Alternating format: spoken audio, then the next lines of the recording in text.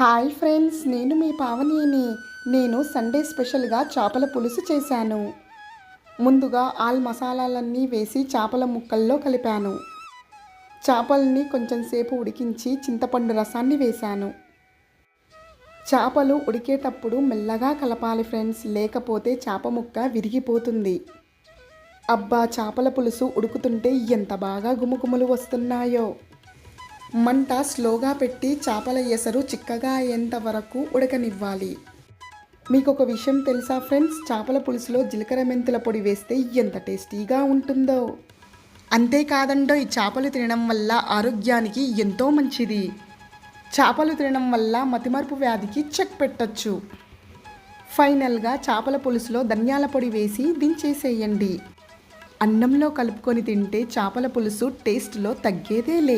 ఈ వీడియో మీకు నచ్చినట్లయితే సబ్స్క్రైబ్ చేయండి.